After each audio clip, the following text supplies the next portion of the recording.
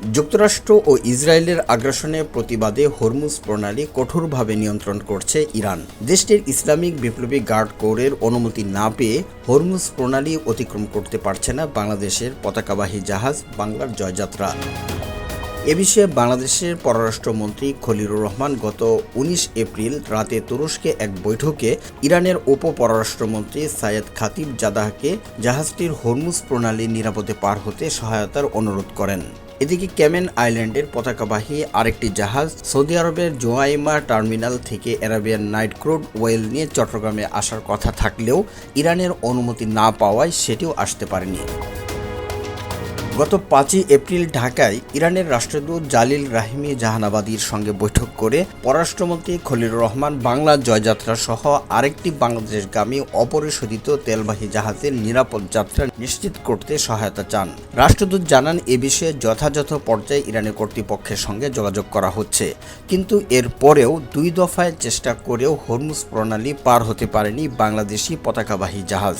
এর আগে মার্চের শেষ সপ্তাহে ইরানের পররাষ্ট্রমন্ত্রী আব্বাস আরাকচি দেশটির রাষ্ট্রীয় টেলিভিশনে সাক্ষাৎকারে বলেন, হরমুজ প্রণালী দিয়ে বাংলাদেশ সহ ৬টি দেশের জাহাজ চলাচল করতে পারবে। কিন্তু প্রশ্ন উঠছে যে মুসলিম সংখ্যাগরিষ্ঠ দেশ হিসাবে বাংলাদেশের সাথে ইরানের ঐতিহাসিক মূলক সম্পর্ক থাকার পরেও বাংলাদেশি জাহাজকে হরমুজ পার হতে ইরান কেন বাধা দিচ্ছে?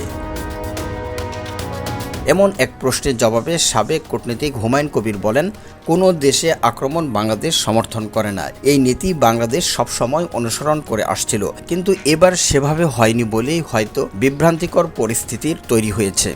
ইরানের যুক্তরাষ্ট্র ও ইসরায়েলের হামলার বিষয়ে গত মার্চ মাসে বাংলাদেশ সরকার একটি বিবৃতি দেয়, যেখানে ইরানের পাল্টা হামলায় মধ্যপ্রাচ্যের কয়েকটি দেশে সার্বভৌমত্ব লঙ্ঘনের ঘটনা ঘটেছে দাবি করে এর নিন্দা জানায় বাংলাদেশ সরকার। কিন্তু ইরানের উপর হামলার ঘটনায় কোনো নিন্দা জানানো হয়নি। এমনকি ওই বিবৃতিতে কোথাও যুক্তরাষ্ট্র বা ইসরায়েলের নামও উল্লেখ করা হয়নি। এছাড়া আলী খামেনির মৃত্যুর বিষয়ে বাংলাদেশ সরকারের শোক না জানানো এবং দূতাবাসে শোক বইতে কোনো কর্মকর্তা গিয়ে স্বাক্ষর না করার ঘটনাও ইরানিদের মধ্যে তীব্র প্রতিক্রিয়া সৃষ্টি করেছে। ইরানের রাষ্ট্রদূত জালিল রাহিমি জাহানাবাদী ঢাকায় সাংবাদিকদের সাথে সাক্ষাৎকারে এ বিষয়ে সরাসরি তেহরানের অসন্তুষ্টির বিষয় প্রকাশ করেছেন। বলেছেন, বাংলাদেশের বিবৃতিতে তেহরান সন্তুষ্ট নয়।